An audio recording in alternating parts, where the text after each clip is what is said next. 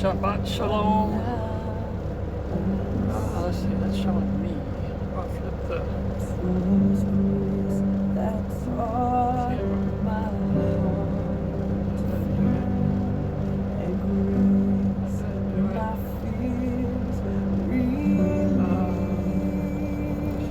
like this.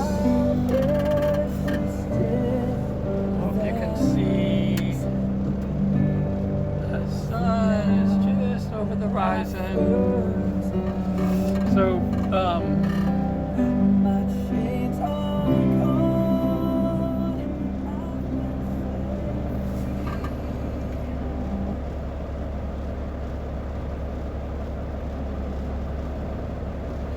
okay, sorry for taking so long. Okay, so this is unleavened bread on the first Sabbath. This is like day 4 or so in unleavened bread, but it is a Sabbath, so that makes it a special day talked about in the scriptures. Hopefully I'm going to be able to learn how to pause this and continue it to get that in here all in one video. But I just wanted to share see, oh, I know how to do that. Let's see, I'll just minimize this. Go to clock camera and flip.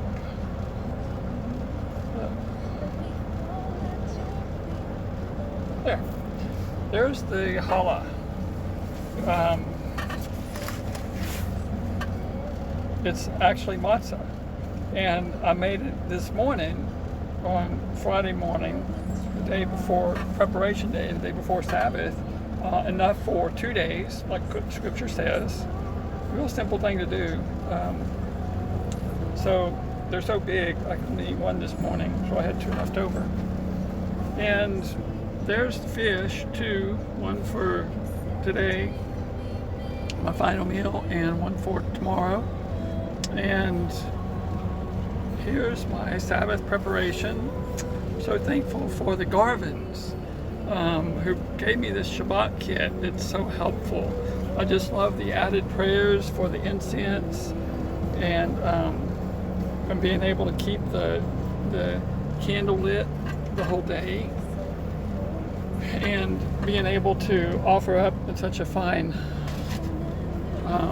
vessel. That really is a nice cup. And I ran out. This is me. I'm just so simplified. I didn't have any grape juice. That's just tradition. But I like the tradition, and so I found my raisins. I can never find the grape juice in these truck stops, and I ran out. So I forgot to get any. I never made it to the store to even try. And happy Sabbath, happy unleavened bread. I hope that y'all find that obeying the scriptures is so rewarding, and it really is not a chore. I really enjoyed making these hot cakes. I thought to add this unleavened bread, and I just wanted to add the chocolate at the last second because I love chocolate. And I got my vegetables in there already cooked. So I'm all prepared for Sabbath, and I'm enjoying this nice CD that the Garvins gave me to my Sabbath. They really are a blessing to many people. Anyway, I'm gonna try to include a lesson if I can figure out how to pause this.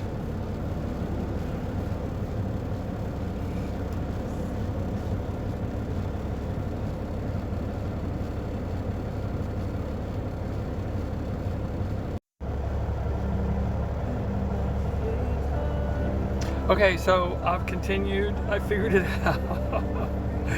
This isn't really a lesson. This is just a scripture that I think goes well for this unleavened bread day. It's Exodus 13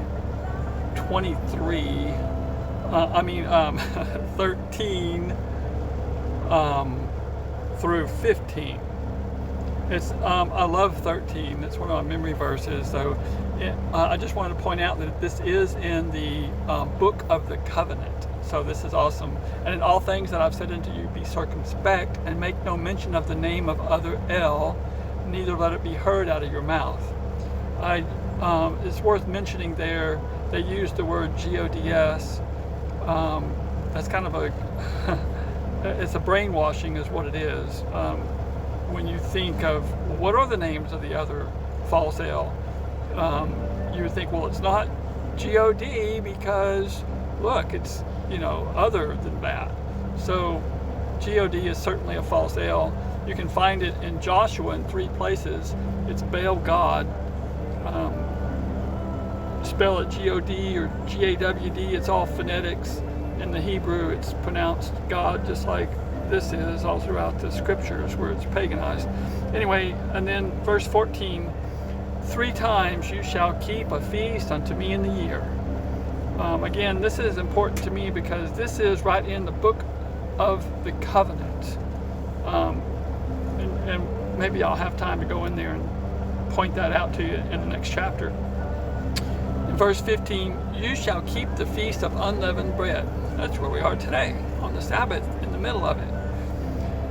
And I think this that's in brackets here is added. I don't, usually in the scripture books it's all added, but you shall eat unleavened bread 7 days as I commanded you in the appointed time in the month of Abib, which was not the month of barley Abib, the month of everything else Abib. For in it you came out from Egypt, and none shall appear before me empty. So it's important to bring your harvest. In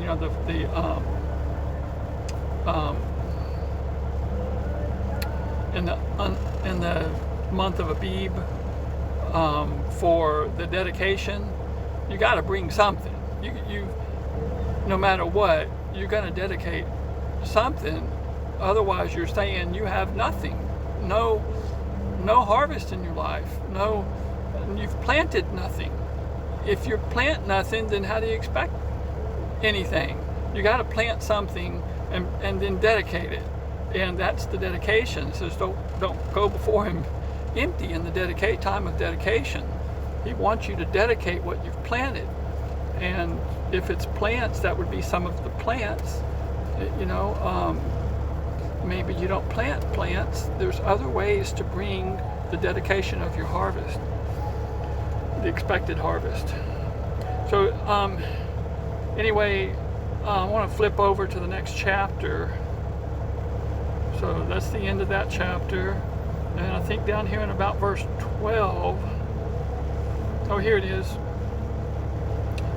And Moses took half the blood, put it in basins, and half the blood, and sprinkled it on the altar. And he took the book of the covenant, verse 7. This is 24, Exodus 24, verse 7.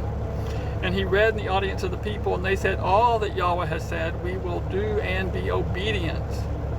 So, and Moses took the blood and sprinkled it on the people and said, behold, the blood of the covenant which Yahweh has made with you concerning these words. So, then he went up with Nadab and Abihu, and 70 of the elders, and they saw Elohim, and there was under his feet paved work of sapphire stone, and as it were the body of the heaven in his clearness. That is just so awesome. I love this covenant, because that's what we're destined for through Yeshua the Messiah, who makes this new for us. Anyway, enjoy your Sabbath. Shabbat Shalom.